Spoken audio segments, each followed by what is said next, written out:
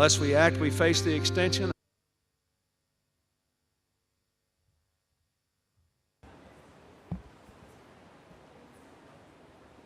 Good afternoon. Let's get started. Okay, so could I get a roving mic? Is that a... Everyone's going to need headphones because Ninawa will speak in Spanish. I speak Portuguese. I can understand what he says. So. Yes, I will inform them.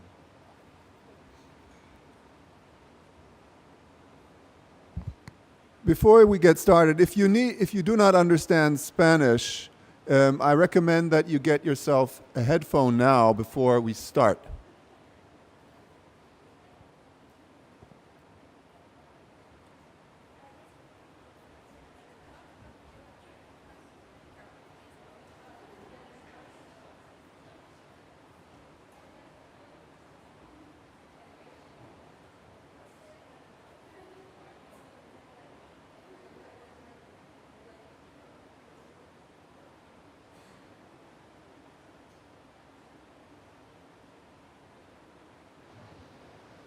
One, two, 1, 2. Good.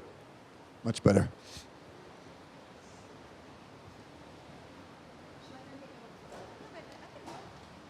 Oh, I'm sorry.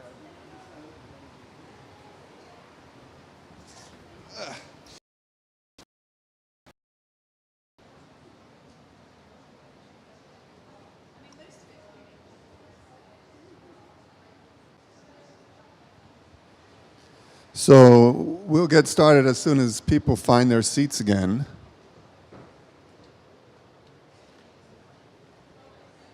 No, I prefer this.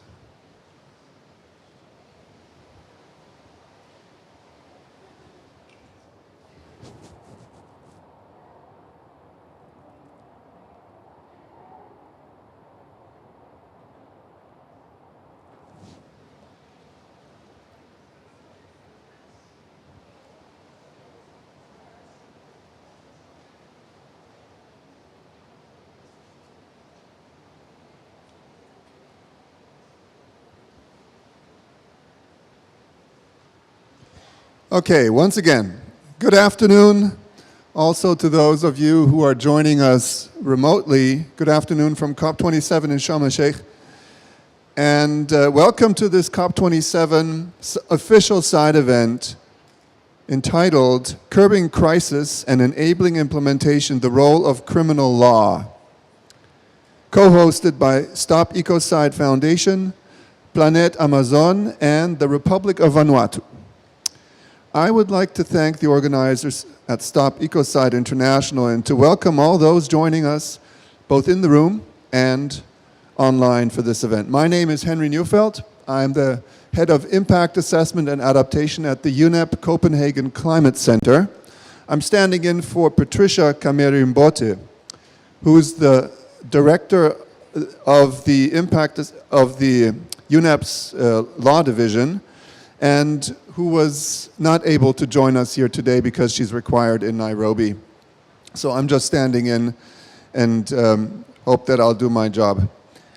There, as I said, we have translation. If you still need headphones, don't understand Spanish, please grab a headphone.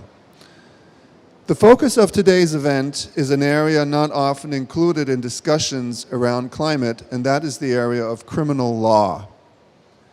And in particular, the recognition of ecocide. UNEP has been observing the growth of this initiative for some years now, and we are struck by how strongly it is beginning to resonate in a number of different areas. I believe we can expect an interesting and stimulating panel. The declared focus of this COP is on implementation of climate action. We cannot deny that practical responses to the interlinked crises of climate, pollution, and nature loss have been slow and providing painful and different despite increasingly stark and urgent warnings. We are witnessing around the globe a rising frustration, not just in the grassroots level, but also in the halls of the UN, as irreversible tipping points are being crossed and vulnerable countries and communities continue to disproportionately suffer. Today's event asks the question, could this be because we have yet to put in place the correct enabling conditions for positive change? Could one of these conditions take the form of an international criminal law framework to deter and prevent severe and widespread or long-term destruction of ecosystems, now increasingly known as ecocide? Could such a framework put in place a guardrail against the worst harms while also providing a guidance system to accelerate strategic change across industry and policy? We have with us today many distinguished speakers to address these issues. We are particularly honored to have with us, on behalf of our state co-host, the distinguished climate change attaché of the Republic of Vanuatu, Malcolm Dalia, as well as the Honorable Minister. We were supposed to have the Honorable Minister for Climate and Environment, Sustainable Development, the Green Deal from the Kingdom of Belgium, Sakya Katabi, but unfortunately she is held up in negotiations and has sent her deputy instead. So we're really happy to have you here, Nicole. A particular welcome also to Chief Ninawa, hereditary chief of the Huni indigenous people of Acre in Brazil. I will introduce our guests and speakers as we go. To begin our session, I would like to welcome the esteemed representative from the Republic of Vanuatu, Mr. Dalia, will provide some opening remarks from the perspective of one of the world's most climate vulnerable countries in a region where the impacts of the global crisis are already an existential issue. Malcolm Dalia is an environmental manager and sustainability consultant with over 10 years of experience leading national development activities, particularly in assessing, proposing, and implementing environmental management and climate change policies. Mr. Dalia has been substantively involved in the integration of environment, disaster risk reduction, and climate change considerations into planning, investments, project design, namely in Vanuatu and also in the wider Pacific. Mr. Dalia currently is engaged as climate attaché at the Vanuatu Permanent Mission to the UN. He is the head of the ICJ Diplomacy for Government of Vanuatu. He has led the design and rollout of government Cyclone Herald Recovery Plan and served as lead author on the third national communications to the UNFCCC. Malcolm has a strong focus on climate mobility and climate displacement. Mr. Dalia, you have the floor.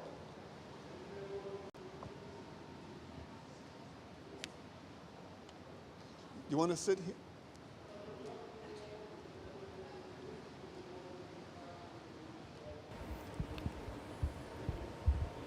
Good afternoon, everyone. It's very much a pleasure and a delight to be here. Excellencies, ladies and gentlemen, Vanuatu is extremely pleased to co-host this event with the Stop Ecocide Foundation and Planet Amazon, and to lend our leadership to the growing movement towards criminalizing ecocide. As one of the most climate vulnerable nations, Vanuatu and our people are out of time and are now experiencing excruciating impacts of climate change and environmental destruction for which we are not responsible.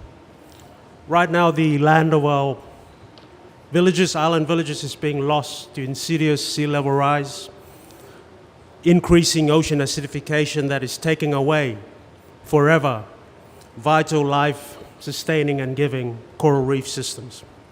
And right now, our government is being held accountable to address the human rights violations of the still unremedied Cyclone 5 category cyclones, category 5 cyclones that erased our national GDPs within a number of hours, erased livelihoods, and by which have cost the lives of our people. In response, in May this year, 27 May this year, our Parliament endorsed a declaration of human of climate emergency, and we, along with all developing nations, are demanding increased ambition to meet the goals of the Paris Agreement under the UNEP.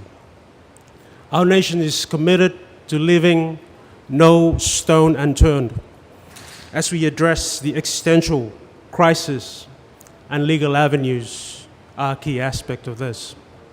Beyond the ICC, you may be aware that Vanuatu is also committed to bringing the issue of climate change to the International Court of Justice, and alongside our coalition of nations from around the world, we will ask the membership of the United Nations General Assembly to vote in support of a resolution that requests the International Court of Justice to provide an advisory opinion on the obligations of states under international law to protect the rights of present and future generations against the adverse effects of climate change. We have also recently expressed support for a fossil fuel non-proliferation treaty. Our country has been a key government voice in the push to criminalize ecocide, having formally included it in our statement to the general debate at the 18th Assembly of States Parties to the Rome Statute of the International Criminal Court in December of 2019. Indeed, Vanuatu's accession to the Rome Statute a decade ago was inspired by the possibility of the ICC being able to address environment and climate. Our ecocide leadership is a given, as destruction of ecosystems is both a cause and an exacerbating factor for the destabilizing. It's not working, I'll try this. Is this working? For the destabilizing of climate. As one of the world's great ocean states, Vanuatu is right now at the UNEP COP27 here in Egypt, represented by the Minister of Climate Change. And we continue to push all nations to take responsibility for addressing climate change and ensure accountability and justice is addressed in all spaces. Vanuatu wishes all participants in this event fruitful discussions, and we look forward to concrete outcomes that bring us closer towards criminalizing ecocide. Vanuatu, as co-host, commits to being a friend, a supporter, and indeed a government champion in the movement to criminalize ecocide. I thank you.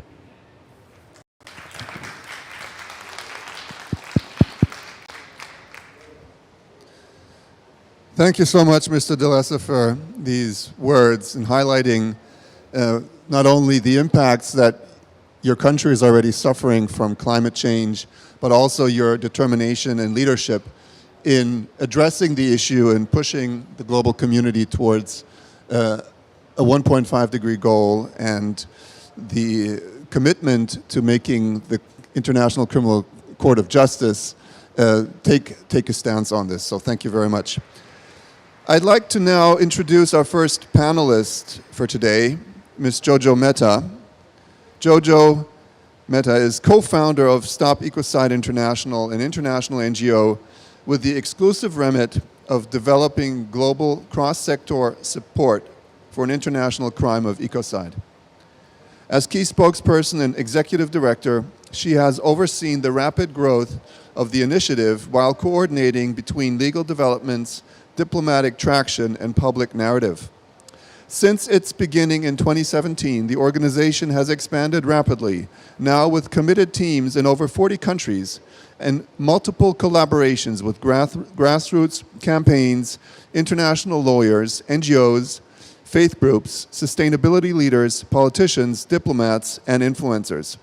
Jojo is also chair of the charitable Stop Ecocide Foundation, co-hosting today, and convener of the independent expert panel for the legal definition of ecocide, chaired by Philip Sands, KC, and Diofol So, an international group of lawyers and jurists which launched a consensus legal definition of ecocide in June of last year. Jojo will launch today the discussion by providing some background to the topic. What is ecocide? What does this initiative aim to achieve? And what progress has been made? Jojo, the floor is yours. Thank you very much. Your Excellencies, distinguished delegates, ladies and gentlemen, ecocide is a word that is increasingly being used around the world to refer to mass damage and destruction of the environment. Etymologically, it means, from the Greek and Latin, to kill one's home, and thus it feels like a very apt way to describe what is happening to the planet at this time. And what we can feel today globally, at all levels, in my experience, is a deep and rising frustration with the lack of action which would address this, which would actually be commensurate with the crisis we all face. We humans are creatures of habit. We don't change easily or quickly, and the rate of change that we're experiencing collectively at this time is unprecedented. Our corporate and political decision makers now have skills and technologies at their command that have led the global community to an exceptional level of productivity, and a small part of that community to a sophistication of lifestyle never before imagined. But as we're now painfully aware, it has come at great cost to people and planet. Earth's most vital ecosystems and keystone species, and thus humanity's ability to survive and thrive, are now at stake. It is time to recognize a truth that indigenous cultures have never forgotten, that when we damage Mother Earth, there are consequences. And that is a simple fact. In 1972, at the first UN Conference on the Human Environment, Swedish Prime Minister Olof Palme called for severe environmental destruction, or ecocide, to be addressed at the international level. It has taken 50 years for the subject to be taken as seriously as he requested, and indeed as seriously as it merited.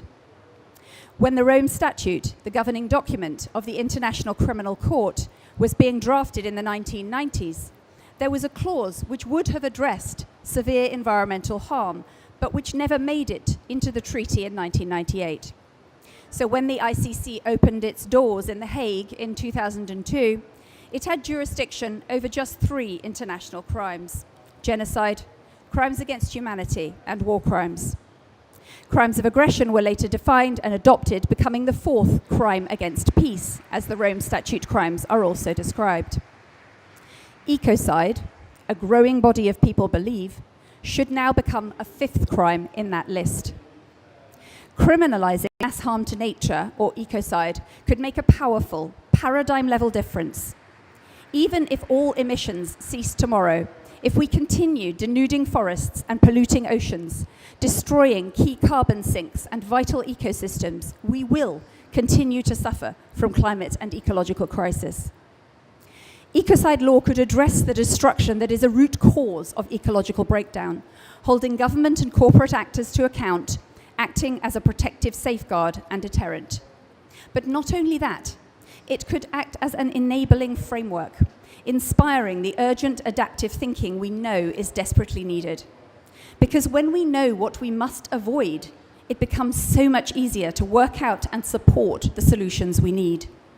It levels the playing field for the adaptive and regenerative work that is already being done and which is currently an uphill struggle.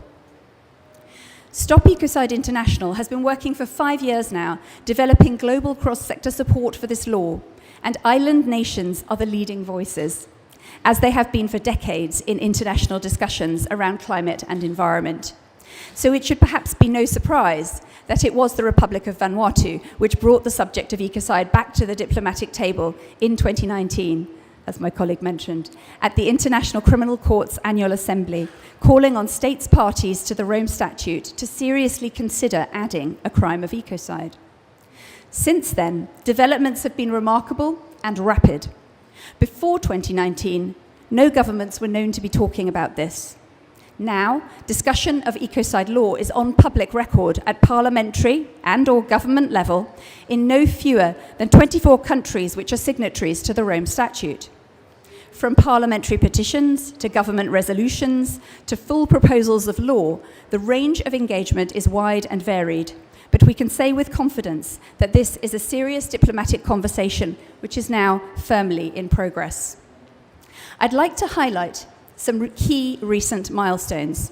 Firstly, the emergence of a consensus legal definition of ecocide. There had been working definitions in the past, but these were always the legal opinion of one or a small local group of interested lawyers. However, in 2020, our charitable foundation was approached by Swedish politicians asking whether we could convene a drafting project to come up with a practical consensus definition of ecocide as an international crime, one which they could reasonably present to their government for consideration. This, in turn, enabled us to bring together top legal minds from around the world to complete this task.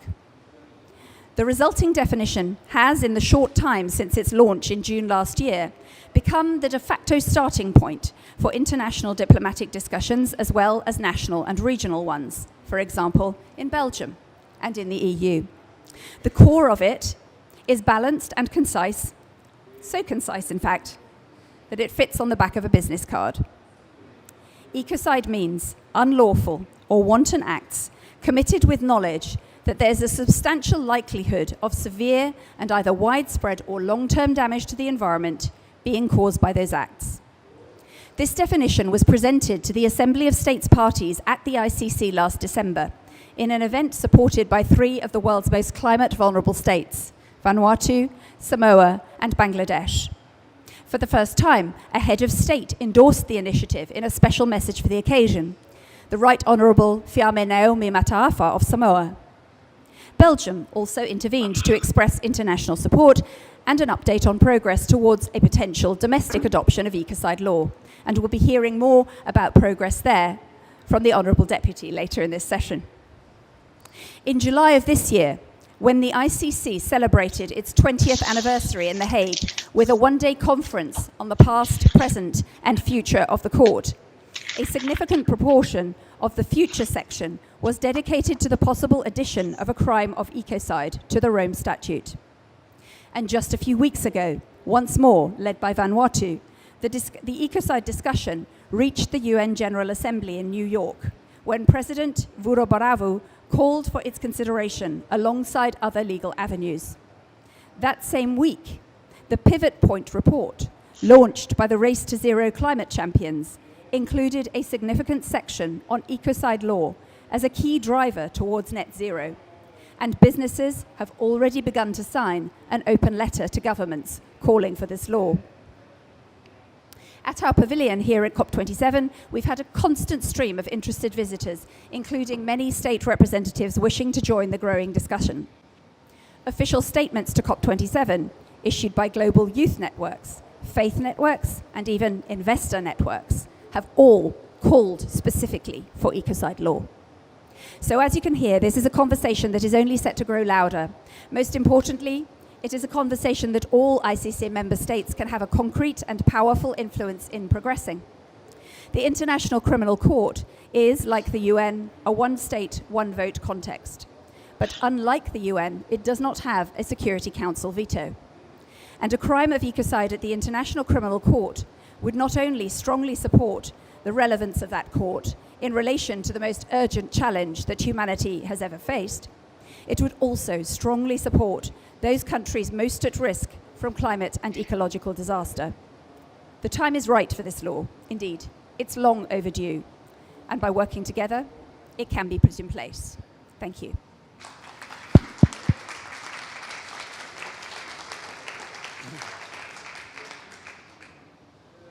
Thank you so much, Jojo, for introducing us to the concept of ecocide and also providing this impressive uptake, not only in the civil society, but also in government levels, in businesses. It's really wonderful to see that work going forward, and we really want to see it go and progress even more quickly.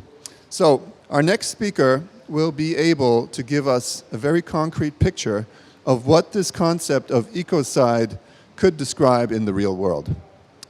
Nnimmo Bassey is director of the ecological think tank Health of Mother Earth Foundation and is on the steering committee of Oil Watch International. He was chair of Friends of the Earth International from 2008 to 2012 and executive director of Nigeria's Environmental Rights Action from 1993 to 2013. He was a co-recipient of the 2010 Right Livelihood Award, also known as the Alternative Nobel Prize. And in 2012, he received the Rafto Human Rights Award. In 2014, he received Nigeria's national honor as member of the Federal Republic in recognition of his environmental activism. Nnimmo is a fellow of the Nigerian Institute of Architects and has authored books on the environment, architecture, and poetry, including We Thought It Was Oil, but It Was Blood in 2002, I Will Not Dance to Your Beat in 2011, and Oil Politics, Echoes of Ecological War in 2016. Nnimmo's perspective on the destruction that extractive industry can wreak will give us a first-hand insight into why new frameworks are needed. Nnimmo, the floor is yours. Thanks. Thank you so much. And thanks, Jojo, for that introduction. Thanks, Excellency, for what Vanuatu is doing and for co-hosting this plenary. And welcome, everyone. Indeed, some of us believe very firmly that having the Ecocide law would be the real climate action that we need, because it would help polluters to curtail the way they behave, and it would be an incentive for reasonable behavior by polluters and by governments who support such action. Having an Ecocide law will wake up many who pretend to sleep, because it's very hard to wake up a man who pretends to be asleep. It would really be very helpful, because they would get to know that things cannot continue the way they do. The definition of ecocide is very helpful in understanding the impacts that communities and individuals are facing on the ground. Impacts of ecological misbehavior and destructive activities, especially by mining and oil and gas companies. The Ecocide law is defined as unlawful or wanton acts. Mining and oil extraction, oil and gas extraction, is often carried out in a most wanton manner, careless manner. Sometimes they tell you there could be sustainable mining, but it's just a story. It's pure fiction. When you harm the environment, subtract from Mother Earth so as to grab resources, you are actually just harming the system, the environment that should actually be supported to support us. And I come from the Niger Delta, where oil and gas has been extracted for 64 years. And it's been 64 years of horror, terror, destruction, and ecological harms of unimaginable dimensions. It's better seen than described.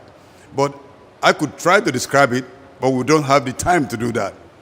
And so the law also is defined as something that is done that has a substantial likelihood of creating harm.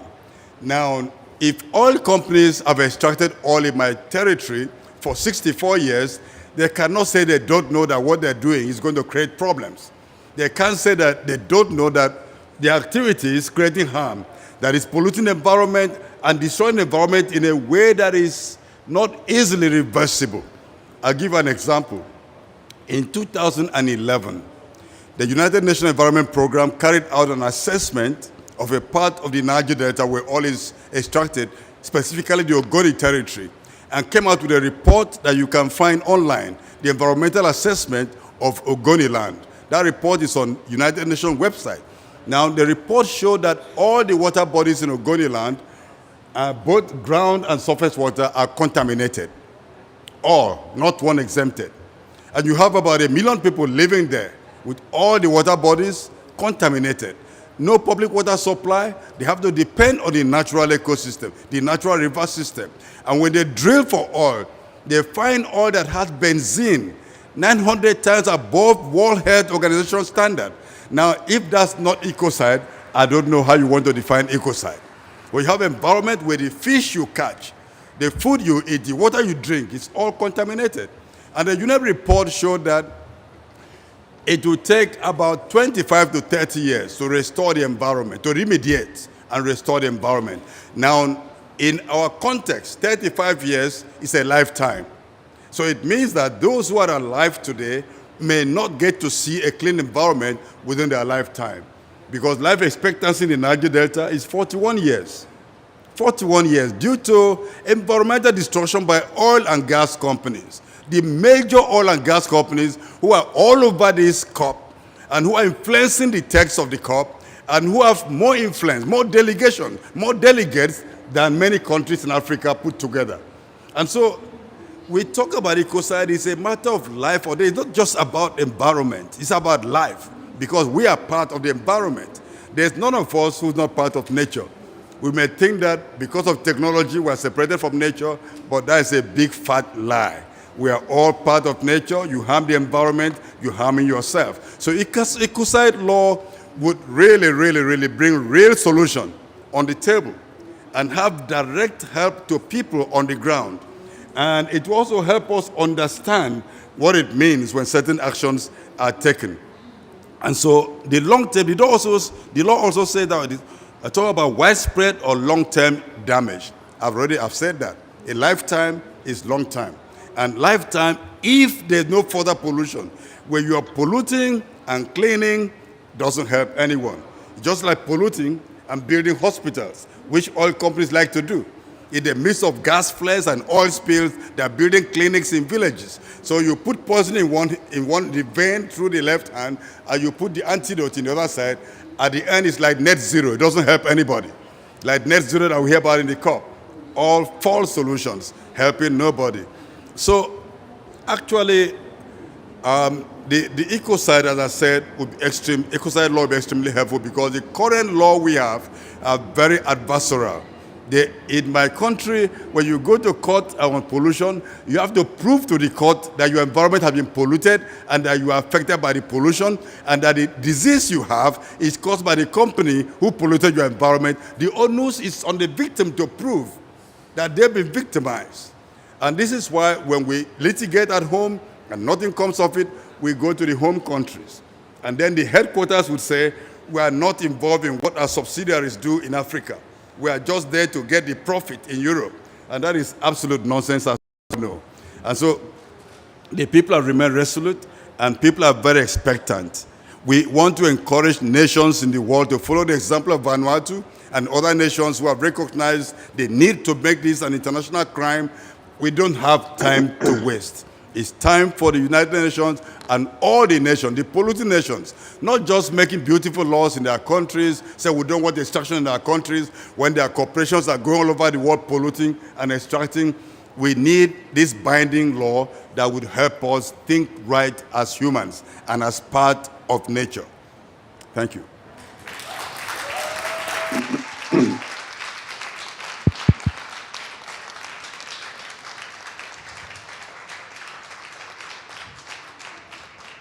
Well, thank you, Nnimmo.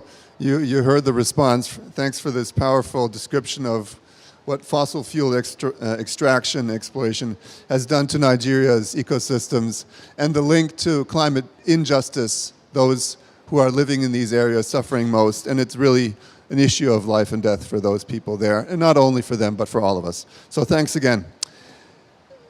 We now move to a perspective from the other side of the globe, where destruction of the Amazon rainforest has been accelerating in recent years.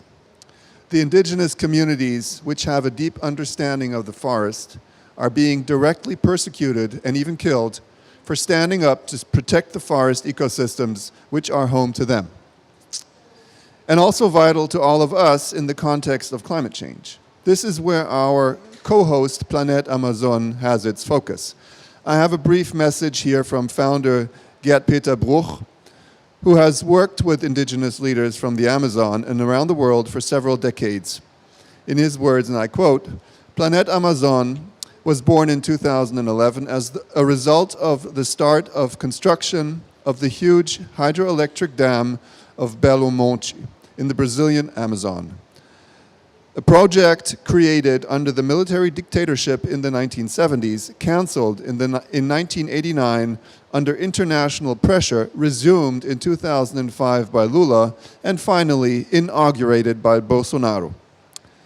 As the advocacy work to create a crime of ecocide began to catch on, led at the time by UK lawyer Polly Higgins, the Bellomonte Dam spontaneously embodied this new word that the general public was discovering. Bellomonte was built, and its construction did indeed cause what has frequently been described as ecocide. Beyond this, it is the whole of Amazonia, and in particular the indigenous territories, which are today threatened by this destruction. Since 2012, we have made the project to criminalize ecocide known to many indigenous leaders, including the cacique Raoni, Sonia Gujajara, Valdelice Veron. They want the crime of ecocide to be recognized because without it, they will lose their territories and we will all lose the battle to save the Amazon, the heart of the living world, and therefore the heart of Mother Earth, unquote. Gert isn't able to be here today, but he has submitted a short film extract on behalf of Planet Amazon, a film that underlines the urgency of the moment we are living through and the deep need for legal reframing. After the film, we will be privileged to hear from the indigenous voice of the Amazon from the chief of one of her peoples. So let's see the video next, and then we'll hear from Chief Ninawa. Thank you.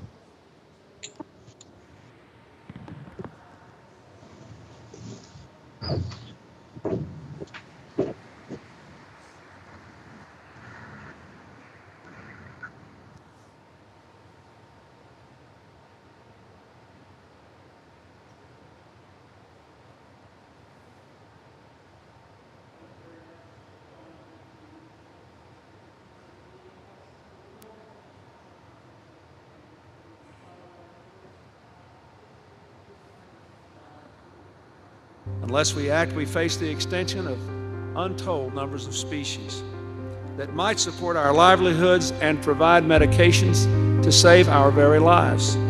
Notre maison brûle. Et nous regardons ailleurs. Nous sommes la dernière génération qui pouvons faire quelque chose. Après, c'est trop tard. Worldwide, this summer was the hottest ever recorded. Agora, os governos do mundo não têm mais desculpa, nenhuma desculpa. Aliás, ao contrário, os governos do mundo estão se esforçando para usar uma borracha para apagar o alarme que a ciência está colocando para a humanidade. E isso é muito grave, isso é criminoso. Que isso vai produzir conflitos de grande magnitude.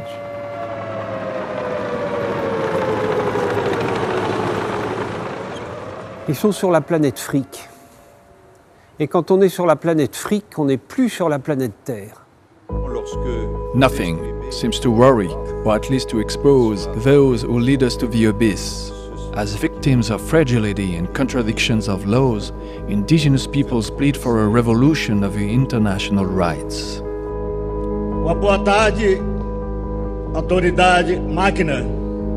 Solicito das instâncias internacionais o reconhecimento da noção de crime contra as gerações futuras, noção que deve definir o ecocídio.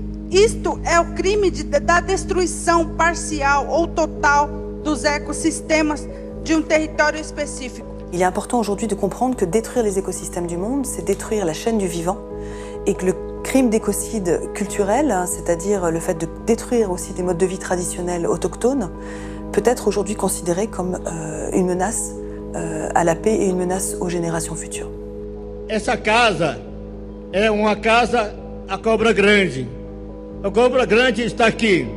Nós somos que quer matar essa cobra grande, matar, enterrar, então queimar no fogo para não nascer mais.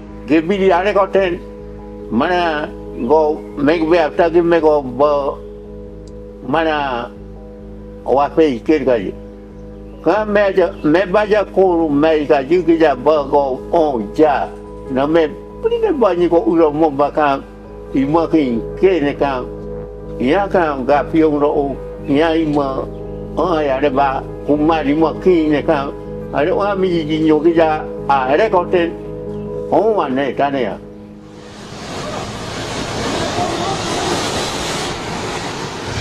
Barragem rompe e inunda a cidade em Minas Gerais. The two dams failed yesterday before nightfall. This happened in southeast Brazil. You can see the widespread destruction. Cette coulée de boue toxique de déchets minéraux est évidemment dangereuse. The mine is owned by an Australian and Brazilian joint venture. Dos maiores desastres ambientais do estado.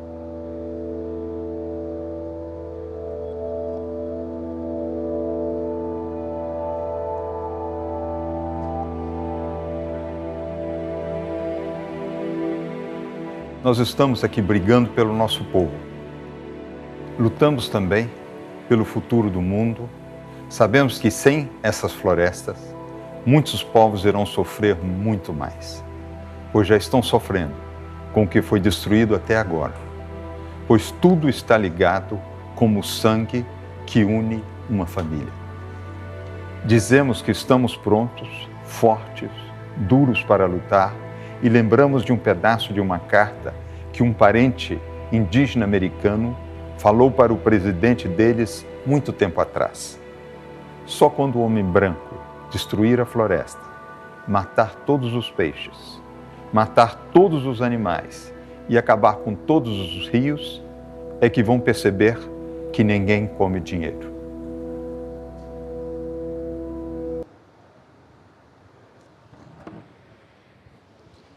Thank you very much.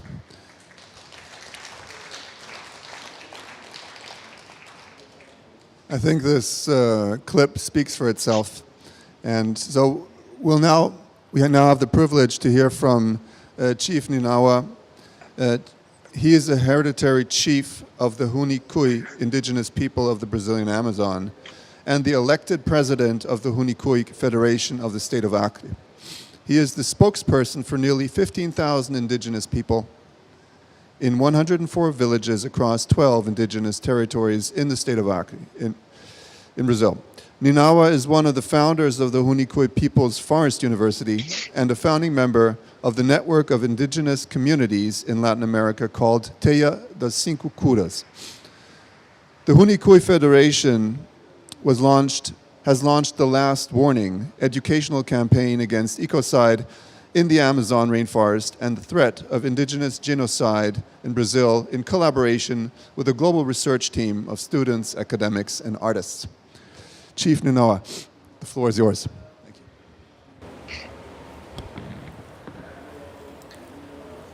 Boa tarde para todos aqui presentes. Perdón, voy a hablar un portuñol porque creo que no tienen la traducción para portugués. Bueno, buenas tardes a todos, todas.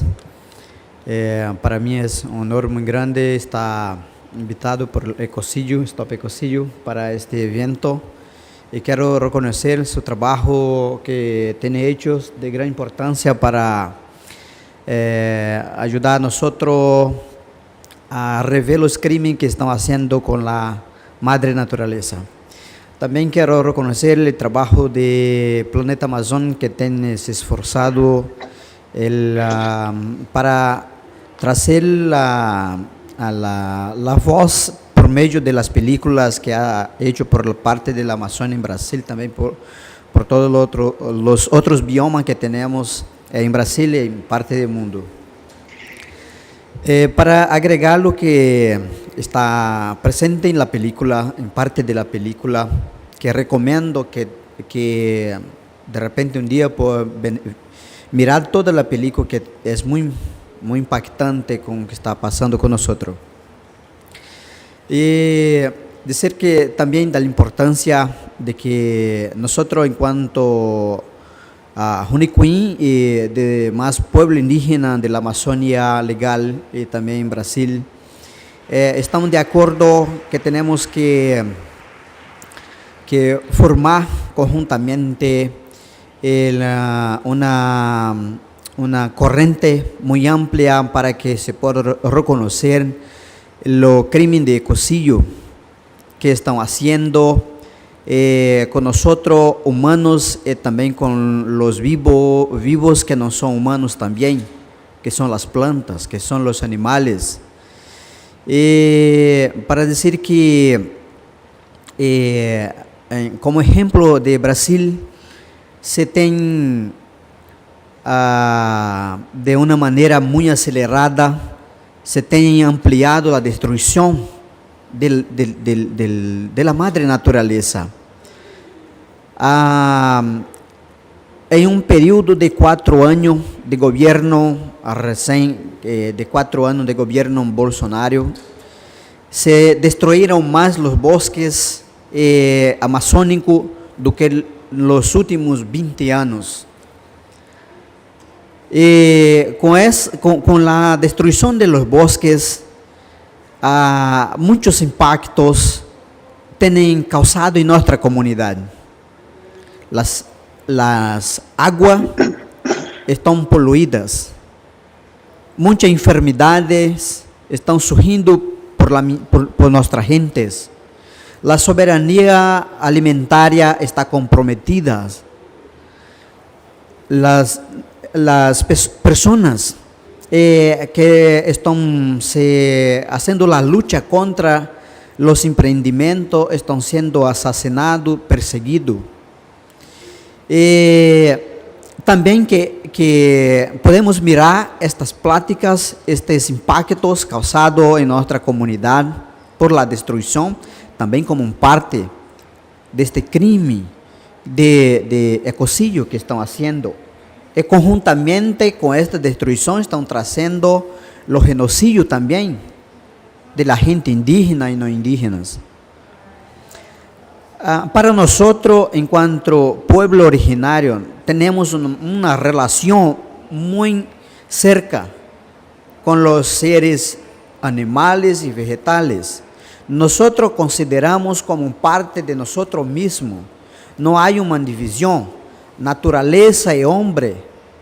Nosotros tenemos que entender que nosotros somos un elemento parte de naturaleza. Por eso que tenemos que respetar, crear responsabilidad de cuidar de la Pachamama, de la madre naturaleza, como nosotros mismos. También quiero decir que yo empecé una parcería con una clínica de UBC en Canadá, que estamos haciendo un proceso también para que podamos responsabilizar el gobierno de Brasil por todos los daños que están haciendo nuestro pueblo y por no demarcar, por no dar continuidad de la demarcación de los territorios.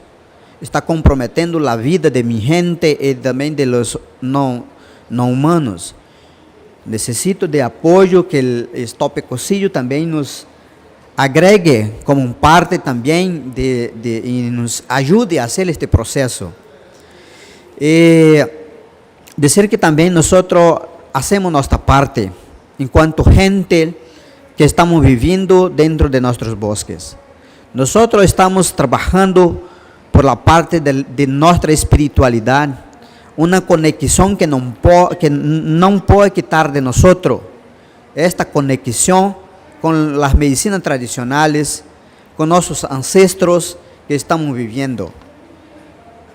Voy a decir a cada uno de nosotros que si no existen más las florestas, los sistemas naturales, nosotros también no vamos a poder vivir. El modelo que está presente ahora y que se discute por la COP27 y las COPs anteriores son los mismos modelos que están causando la destrucción de la madre naturaleza. Nadie que se dice acuerdo, que se cumple, que se hacen aquí no se cumple, porque están haciendo una falsa informaciones para nosotros, diciendo que programa Red Plus, que los programas de solución baseado en la madre naturaleza se va a resolver, pero no se va a resolver, porque las mismas grandes compañías que están destruyendo la madre naturaleza están financiando las COPs, están poniendo sus recursos para los gobiernos.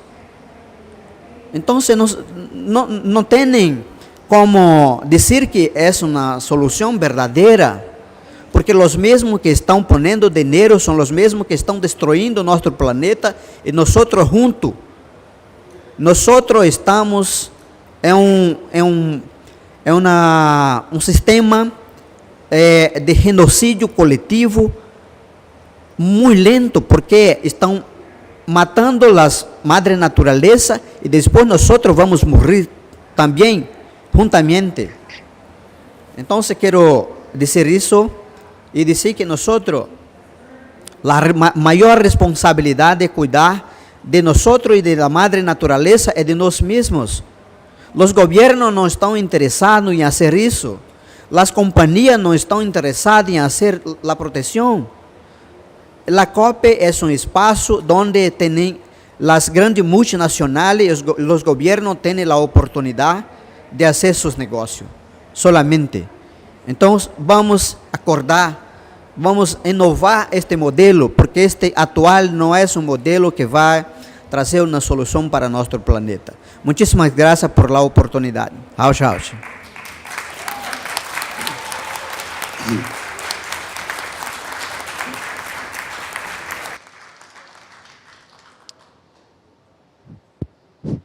Yes, thank you, Chief Ninawa. It's an honor to have you here, and really great to hear your experience and share your experience here with us, how the indigenous peoples are fighting for their land, for their forests, and those helping them being persecuted, killed, in the interests of making more money ultimately. And I think there's a lot that we can learn from you. Thank you so much. We are now going to shift to the focus from what Ecocide means on the ground to what the framing could be and what it could empower and catalyze. To give us a sense of this aspect, we are privileged to have someone joining us remotely today who has a remarkable combination of experience in both legal and corporate sectors. James Cameron is advisor to some of the biggest names in sustainability finance and strategy, such as Pollination Global, Systemic, and the Green Finance Institute, and also at the highest levels of government. He has been catalytic in connecting law, policy, finance, and innovation to respond to the challenges of sustainable development. James is a non-executive director of Octopus Renewables Infrastructure Trust and of Crown Agents, who work globally with leaders to accelerate self-sufficiency and prosperity. He is director of Ignite Power, Africa's fastest growing solar company, non-executive director and former chairman of energy tech startup Verve, and he is former chairman of the Overseas Development Institute. James is particularly interested in the positive value of limiting parameters, a principle he terms creative constraint, which in the context of the present conversation is highly pertinent. His is a dynamic, big-picture assessment of how this legal framing of Ecocide could help drive economic activity and regulation in a new direction. Mr. Cameron, you have the floor, and I hope we have him on the screen now. Well, thank you very much. I hope you can hear me clearly. Yes, very much, Tom. Thank you. Well, I'm delighted to have been asked to join in your extraordinarily valuable session. I'd like to begin actually by remembering Polly Higgins, who created this idea of Ecocide some time ago now. I remember early conversations with her when I was working as an international lawyer focused on the environment and started organizations like the Center for International Environmental Law. And I remember saying to her, look, I was going to focus on treaties like the one that's hosting this event, what became the UN Framework Convention on Climate Change, and biodiversity treaties, and treaties on endangered species. And where those treaties were not sufficient to cover some of the human rights aspects of the abuse of power that affected nature and natural systems, that I would work with existing human rights law and constitutional principles that were available in the various jurisdictions that I had some kind of access to. And that I didn't think at that time that ecocide could be advanced as an idea to form the basis of an international legal agreement, which is originally what Polly had wanted. She wanted to have a treaty on ecocide. This is a long time ago, and one of the things that I most admire is the perseverance and determination that she had to move this idea of hers forward. And that perseverance has led to the organization that's put this event on and has organized many of the conversations, serious conversations with governments and with other institutions that are relevant to take the concept of ecocide and make it something that could be applied in law, in practice, by focusing on a single agreement at the International Criminal Court. And I probably not very objective because I've seen it develop bit by bit, and I know many of the people like my old friend Philippe Sands who had a part to play in the drafting of the definition. But I just want to say to the audience, it's a really good, really thoughtful, really useful definition of ecocide, one that I can imagine being justiciable. That's a technical word for the lawyers in the room, but for those who are not lawyers, it means it's something that could be applied in practice to a real case. But it's also true, as others on the panel have already said, it's a legal principle that carries deep philosophical meaning. It's a principle that connects us with our essential belonging to natural systems. It focuses on the crime associated with destroying the very systems upon which our and other species' lives depend, because we are quite simply all connected in those natural systems. And to act in a way which abuses the power that we have, the quite extraordinary power we have in our hands as a single species to affect the lives of all others, by focusing on that, that is the right way to combine an essentially sound philosophical and scientific belief about the true nature of the world and our best way of expressing our best intentions in the ideal of law. Because law, at some base philosophical level, is a will to perfection. It's the way we best represent our best interests in ourselves, in our own societies. And it's perfectly proper to take this concept of ecocide and embed it in our legal order, not just at the international level, but also at the national level. And the signs are that there are governments prepared to do that. You've heard about them from Jojo already. So if you could connect an international criminal court and the crime of ecocide with a series of domestic interventions in law, you would quite literally reframe rights and duties across societies that would better frame our responsibility to the natural world upon which we depend. And if you did that, and obviously I encourage that to happen, I hope this process rolls on as rapidly as possible, you create space for those who provide to the essential needs of our society, whether they are material or economic or financial, without causing the harm that's associated with the abuse of power that ecocide needs to confront.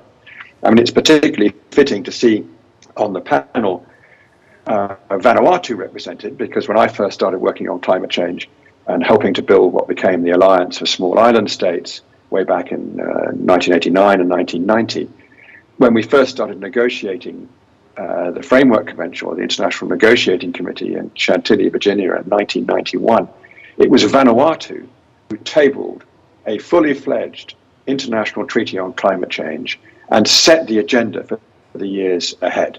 Now, we never got all that we wanted. We're still talking about loss and damage now, and we've tabled an insurance mechanism in 1991 to try and deal with that, if only we had implemented what AOSIS argued for all those years ago. But what it tells you is that if you set out a vision and you back it up with sound legal argument and sound scientific basis for that legal argument, you can do an awful lot with very limited power. The small island states had no power as individual states, but they got together, they built a coalition, and they advocated something of value to the whole of the world. What interests me now is that if you could advance Ecocide in the way that Jojo and her colleagues are attempting to do, and with the panel that you've seen in front of you, you will restructure and reorient the legal space for decision making. Yes, it is really about egregious abuse of power at the governmental level, principally about the sort of activity that's going on right now in Ukraine, for example. But it also helps set the framework for decision making at board level in companies. It makes people realize how ultimately a crime exists to define how a power should be used, whether it's in the corporate boardroom or in a government. And certainly that's the case if you can draw this down into domestic law. And into that space comes all sorts of creativity. Maybe I should finish with that notion that you mentioned. I do believe in times of real crisis that we are in, that human beings are capable of being extraordinarily creative when they face constraint. Ask any engineer, artist, how do they express their creativity? It's usually up against some kind of barrier, some sort of restraint, some restriction from a previous orthodoxy. This is a moment of great creativity. It's what you might call a plastic moment in our civilization, when we can reshape things, when we can let go of orthodoxies that are just not working. And I see Ecocide in that context. I think if Ecocide could be advanced effectively, shift legal norms at the macro level, international as well as at the constitutional level, you will create more space for innovation in all sorts of businesses and enterprises that will thrive because they do not abuse power, because they are consistent with the way we should respect and adhere to the value of natural systems upon which we depend. And I'd like to see those sorts of businesses flourish and be competitive and ultimately defeat the businesses that are currently the source of the problems that we face associated with fossil fuel burning and the effect on the atmosphere. That's my hope. I'll do what small part I can to continue to advance that hope, but I'm delighted to be at least a small part of the story that's unfolding as displayed on your panel. Thank you.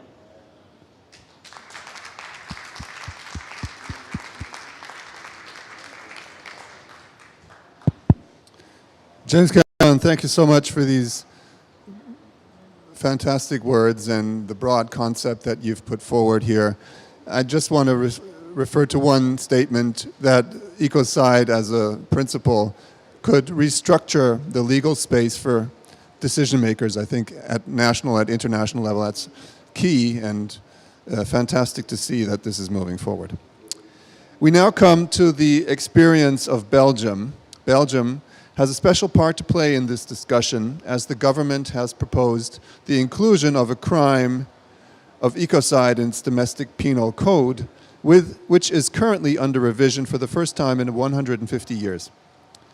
When the coalition government was established in 2022, pledges were made that experts would be, quote, called to advise on the inclusion of ecocide in the new penal code, unquote. While at the international level, the government would research and take diplomatic initiatives aimed at halting the crime of ecocide, which is to say the conscious destruction of ecosystems, unquote.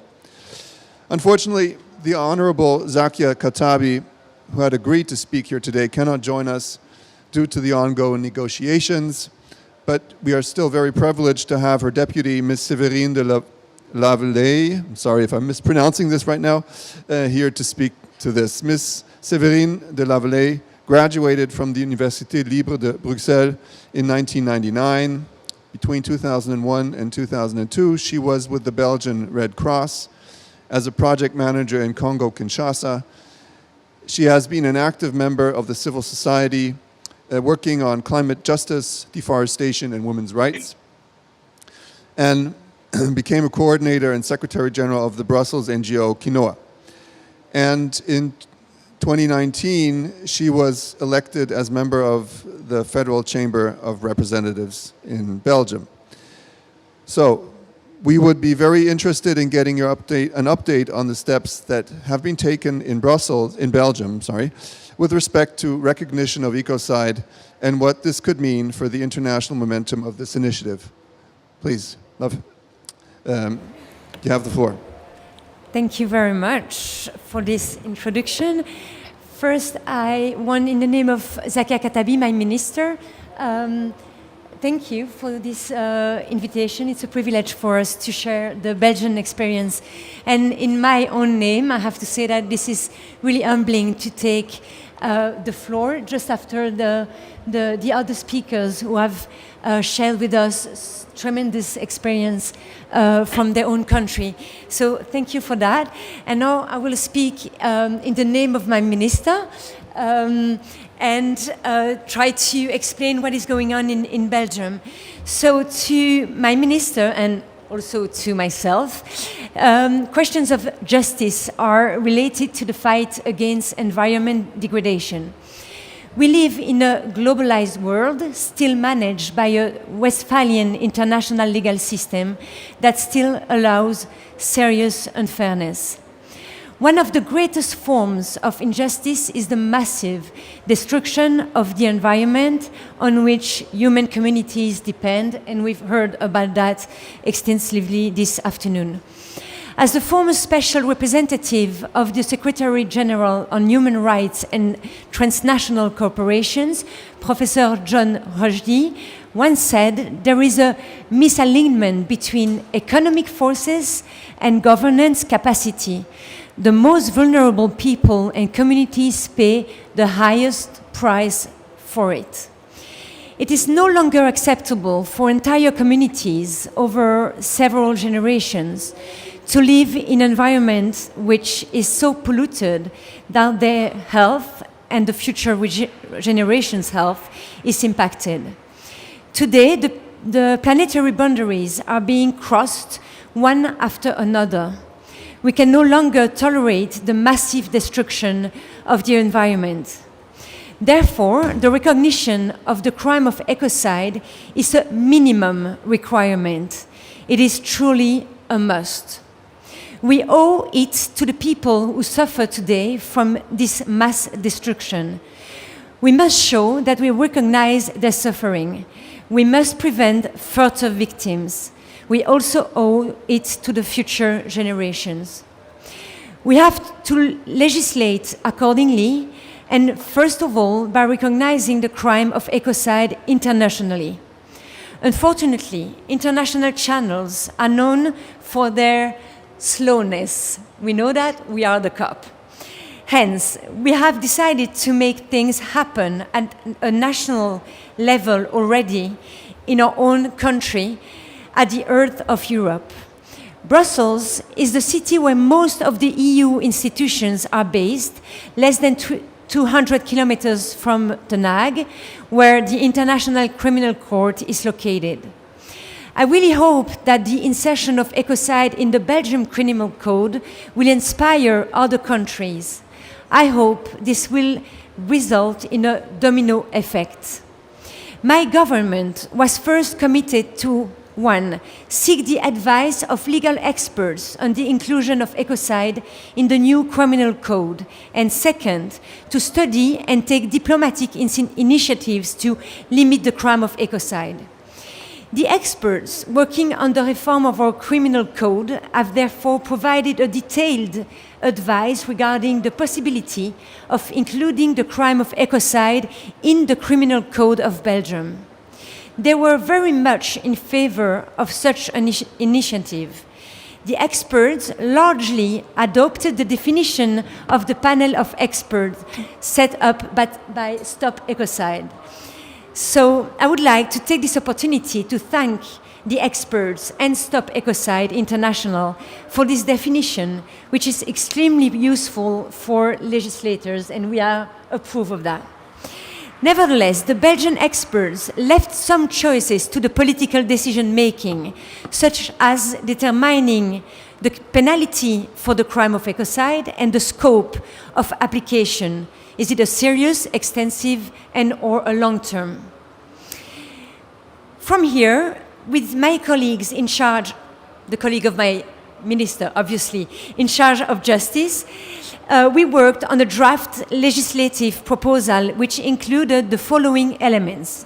First, ecocide was defined as an international crime similar to genocide or crime against humanity with the same sanctions whether it occurs during times of peace or war. Second, it was aimed at acts that are unlawful or wanton. Third, it proposed a mens rea. And fourth, it sought to relieve the plaintiffs as much as possible of the burden of proof, as we know that in many cases of ecocide, it is really difficult to establish. It was important to us that an act could be condemned without the victims having to commission an environmental assessment, go through epidemiological studies, or prove the intention to harm on the part of the defendant. We did manage to do what no other country in Europe Union succeeded, to recognize the crime of ecocide as an international crime under criminal law. This is a victory that we should be celebrated, and I hope that it will give some space for others. It is still possible that the article on ecocide in the criminal code in Belgium will gain in quality in the coming month. The legislative process is still ongoing and the text is still in process. And I have to add that we will receive it on the table of the Parliament in the following weeks. And we already know that we will have very strong debate and it will not be very easy. Although my government is together in that process, we know that we will be facing pushback from other political groups in the parliament. So it will be a very strong debate, and I hope that, well, we know that we will succeed, but it's going to be a bit tricky and probably interesting to follow.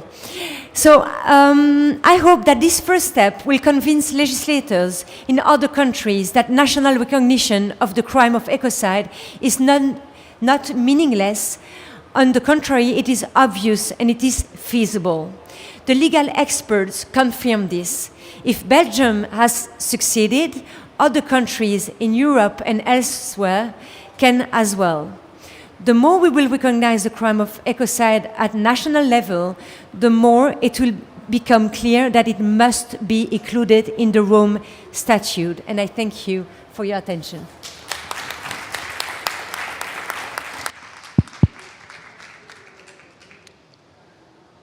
Thank you so much, Séverine de Lavallée. I'm sorry. Tripping over my tongues. Yeah, great to see Belgium taking the lead here, and I really hope that other countries follow your leadership here and put ecocide into the legal framework and put it as a criminal offense. Similar to genocide, it's really remarkable. So thank you for that. This brings us to the end of our panel. I would like to give our panelists the possibility of providing a very short statement, maybe a minute or so, of, as a message to all of us here. And then if there's still time, then we'll have a few questions afterwards, if that's okay. So I'll start with you, Nnimmo, at the bend, and we'll just move forward, if that's okay. Just very short, very briefly. Thank you very much, and it's been great, really, hearing the contributions and watching the short documentary. The sad thing about the whole issue is that the world knows what should be done, but has been hesitant and unwilling. And my plea at this time is that we should all realize that we don't have time to waste. And this will really be very helpful. Thank you. Thank you.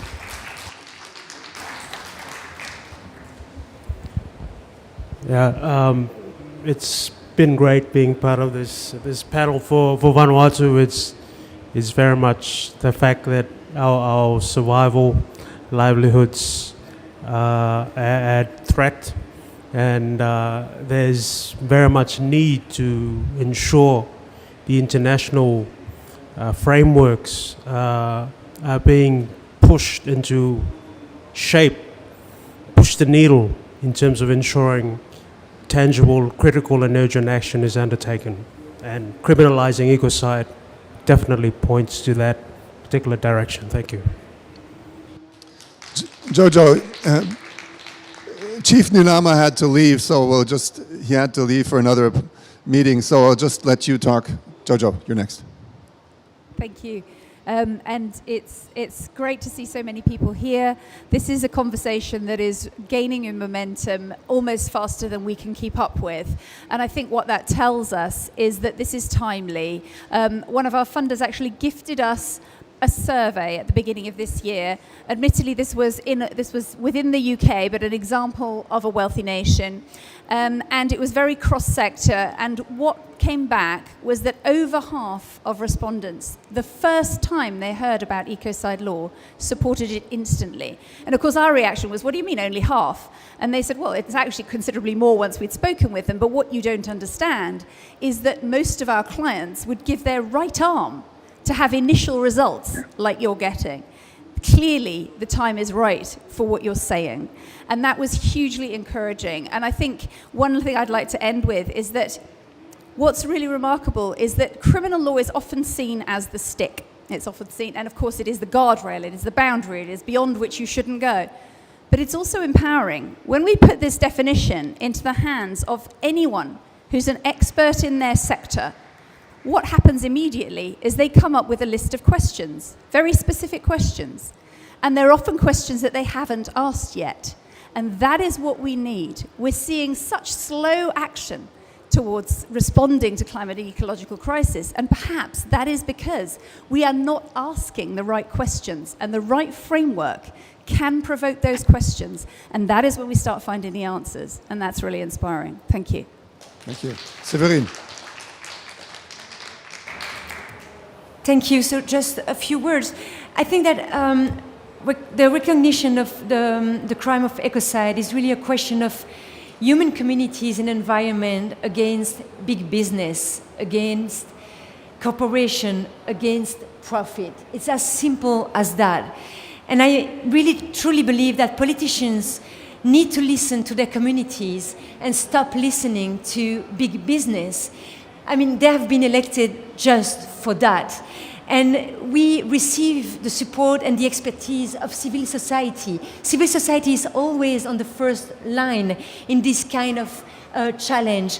And so I really believe that our responsibilities as politicians is to build a better future for the communities, and that we need the pressure for all of you to go forward. Thank you. Thank you, Séverine. I don't know if James Cameron is also still with us. Yes. So yes, I am. Would be great to hear your final words as well. Thank you. Thank you. So first of all, as others have said, the reason why ecocide is resonating now is because it is a concept that's part of a change of consciousness that is happening, that is part of a movement of ideas that's underway. The second reason why this idea will go forward, and therefore is a realizable ideal, is that it's a way of channeling the energy and sometimes the anger, particularly in the youth movement, towards an achievable outcome.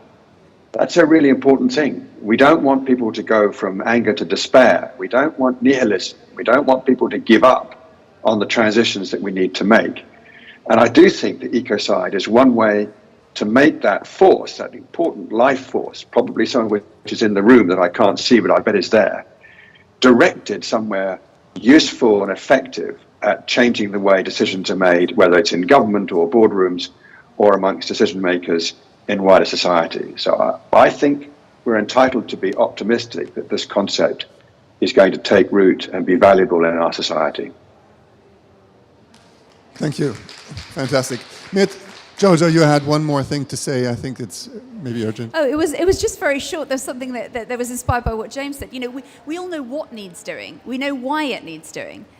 What ecocide law provides is a how, a really strong how, and that's what's been missing. Anyway, we may have a few minutes left if there are some questions. So, the gentleman over here, if we have a roving mic, it would be great to get it. Otherwise, I'll just hand over mine and talk to the other one. Thank you. I just want to say that the same private company that built Bellomonte Dam is building in my country, in Lebanon, the Jannah Dam. And Jannah means in Arabic, it means the paradise. They are destroying an ancient sacred valley since the Phoenicians, and this company's name is Andrade Guiterres. They are destroying our sacred valley, Adonis Valley. So we have to say, stop Jannah Dam, stop Andrade Guiterres, stop Ecocide. Thank you. I don't think that requires a response. It was more of a comment. So I think we still have a few more minutes. And there's a question over here. If we can get the microphone to this lady over there. Please introduce yourself. Good evening, everyone. I will have to put a casque because I will speak in French. Please go ahead. I think we have translation in French. Yes. Déjà, je trouve que les processus d'écocide qui soient reconnus au niveau international, c'est vraiment une avancée. Mais je suis par contre très préoccupée par le mécanisme de mise en œuvre parce que jusqu'à nos jours, il n'existe pas une cour internationale de justice sur l'environnement. Alors, comment on pourra appliquer les différentes lois ou les différentes résolutions pour apporter des sanctions par rapport à tous les crimes qui seront commis en matière de l'écocide? Pas seulement cela, si peut-être créer une cour serait plus difficile et compliqué, est-ce qu'on ne peut pas créer une division au sein de la Cour internationale de justice qui traite spécifiquement des questions environnementales afin que la réponse soit efficace? Merci. Thank you. Jojo, you want to take that question? Yes, I think that there is actually a move towards creating an actual entire court that could dedicate itself internationally to environmental issues. There are also discussions around having a particular chamber at the International Criminal Court, exactly as you raised. But all of those things, I mean, we hugely support such moves because actually there is a great lack of training and experience in terms of investigating and specifically dealing with environmental issues, which may well be why environmental crimes, although they're up there with drug trafficking in terms of how profitable and how frequent they are, they're not dealt with or enforced nearly as well. So we support all of those moves, but we're also aware of how much time it takes to get those dedicated structures into place. And so we see adding Ecocide to the list of international crimes as a sort of a bridging piece towards systems and structures that will more broadly and more comprehensively be able to deal with environmental destruction. But what this can do is it can really kind of start to shift that consciousness so that people realize that serious harm to nature is as bad, as dangerous, as wrong as serious harm to people, and indeed ultimately comes to the same thing. Thank you. Thank you. So I think we have time for one or maybe two questions. Okay, so I saw the lady in the back first over there, and then maybe the other lady next to her. Okay, you start then. Please introduce yourself and keep it short so that we might have a chance even to hear the gentleman up front here.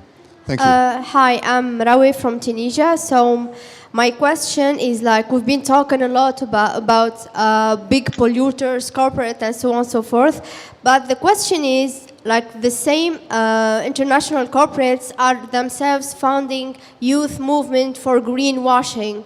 And so where to draw the line, how to distinguish? Thank you. Okay, we'll take the second question and then you can think about who wants to answer the question. Please, the lady with the white shirt. Thank you. Thank you. My name is Nana Eshen and I work for Africa Finance Corporation. And our mandate is to proactively finance infrastructure for the development of African economies. So we finance, huge infrastructure, ports, roads, rails, power plants, and the like. So in our financing documentation, we require that the borrowers ensure that the environmental rules are complied with, through the IFC performance standards, the Equator standards and all that, that they are complied with. And we also have, of course, we do the environmental and social impact assessment before we even, we fund and you have action plans and all that. And we also monitor. Is there anything outside these rules that you think that financiers like us should be looking at, the Equator rules and all that? Is there anything outside that? Or is there anything more that you think that we can do as financiers of such large infrastructure projects? Thank you. Great question. So I don't know who would like to take the first question. Could I take the last one? Okay, yes. So you take the first, Jojo, and then James takes the second one. Thank you. So the first one was a question around greenwashing. Now, actually, this is really interesting in relation to Ecocide, because it's very, very difficult to greenwash with Ecocide law. Because essentially, if you are supporting Ecocide law, you're supporting that definition, and therefore, implicitly, you are agreeing to be bound by it. So it's virtually impossible to greenwash with this. I mean, the other interesting aspect about greenwashing is that, journalists often ask us, where's the pushback? Who's resisting you? And of course, in the public space, very few, because of course, a government's going to be embarrassed to say they don't want to support this. They might try and sidestep it or say they're not ready, but actually to say no, we don't think that should be a crime. Nobody's doing it. And of course the big companies even less so. They've just spent, however many millions or billions over the last 20 years greenwashing. So they're keeping very quiet if they don't agree with this. Because of course they're not going to say they don't agree with it, because that would destroy all of that. So I'll leave James to take the next question. Yes, please, James. Well, it's a very good question, because one of the points of advocating Ecocide is to raise to a higher level the kinds of disciplines that you just described, that you perform making investments in infrastructure across the continent of Africa, so that you would have in mind a kind of meta law above all those detailed due diligence requirements or loan documentation. Sitting above that, there would be a very strong signal that you would not be funding anything that had the consequence of putting at risk the natural environment to such an extent that the definition of Ecocide would be engaged. And you would know that. You would know that. And frankly, I'm in favor of taking this definition and bringing it down into the very institution that you work in, so that development banks, national infrastructure banks, we've just got one in the UK now. I've been trying to get the notion of natural capital built into the mandate. Because if you do that, that's like a constitutional principle in your organization. And then all your operating procedures will flow from that. And you'll bring in expertise, and you'll have people who build careers out of applying those rules. And bit by bit, that will affect thousands of decisions that emerge on how you use your money. But Ecocide is a meta principle that sits above all of that. And it says, do not abuse this definition. Do not do anything within your power as a lender to get across this line that that's being set here. And if you do that, you'll finish up making better decisions for your bank and better decisions for the societies that are in receipt of your investments. Great, thank you so much. I think these were excellent closing remarks. Unfortunately, we do not have any more time, and we could probably go on with questions for quite a long time. But if you do have more questions, please approach Jojo and the others on the panel bilaterally, and you can also stop by the Stop Ecocide Foundation Pavilion at stand P42 on the other side there, if you're interested. So thank you very much for your attention. Also those participating online, thank you very much, and wish you a good afternoon. Bye. Thank you.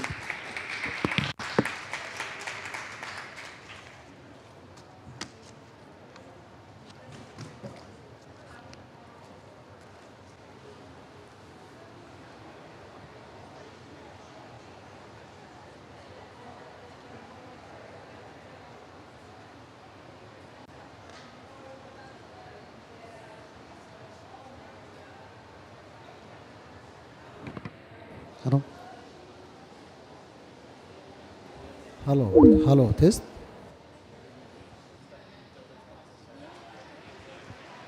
Hello.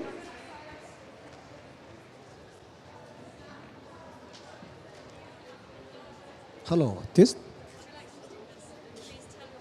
Could Could everyone kindly give back their headsets before they leave?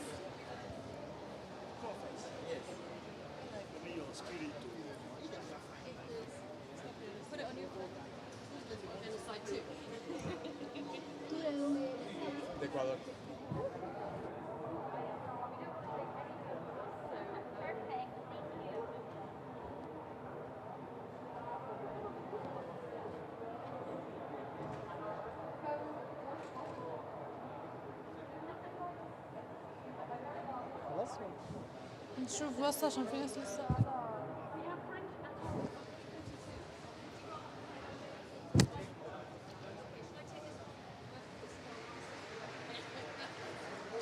Could you please give back your headsets?